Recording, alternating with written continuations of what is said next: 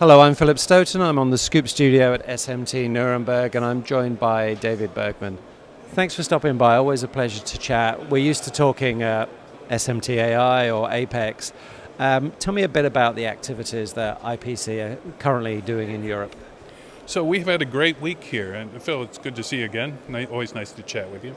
We have had a really exciting week, and the amount of activities that IPC has been working with our members in Europe has significantly increased. So this week during the SMT Hybrid Packaging Show, we did a piggybacking event. So we had an automotive reliability conference for 2 days.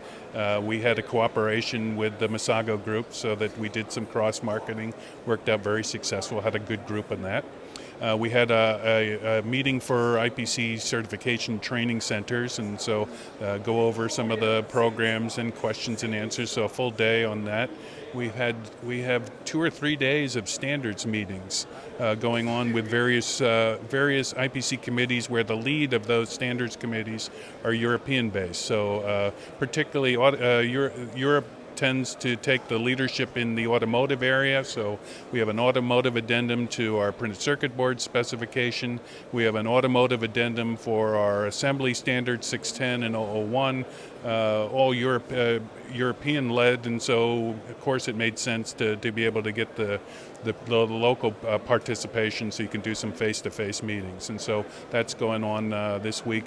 And then overall strategizing, we have a Europe steering committee talk about future standards needs, how to get more engaged in some of the U.S.-led standards, because I have standards groups all over the world, and it's the local leadership, and then the rest of the world can then feed input. And so one of the questions that came from Europe says, hey, we want to get feedback, but we can't fly to the U.S., so how can we have an effective voice? And so we're working procedures out for that to do that. So it's been a really positive week with a lot of activities going on. Now at the show itself, we have a hand soldering competition that we've done and very popular, and that seems to be going well. We have our own stand there, of course.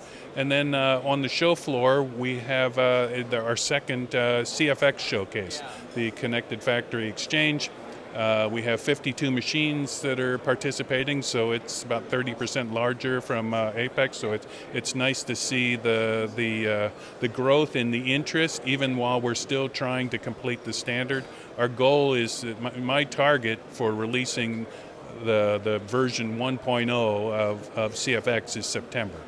And so we're pushing as hard as we can to get as much of the content reviewed and drafted in version 1.0 with the target release date of September. And so 25 companies, 52 machines. People can see all what's going on at the connectedfactoryexchange.com. Yeah, that's good. I mean, it's moved on quickly now. And interestingly, I've been talking to people here about Hermes as well, and they're talking about how well the two work together. One as a kind of a horizontal machine-to-machine, and one as a more vertical communication protocol. And those collaborations are really important to the success of a standard. There's no benefit to trying to compete with these standards. You've got many of the same companies. They're looking for ways to save money. You don't want to set these up as competitive efforts, and I believe there's actually ways to have these fit really well. And so the Hermes and the CFX committee has been working pretty closely together to make sure that you smooth out any edges and any questions, and so that the message that we're delivering to the industry on behalf of IPC is that Hermes and CFX are working hand in hand. Yeah, and that's fundamental, and it's collaboration within the industry that's going to make it work, and associations like IPC need to be the catalyst to make that happen.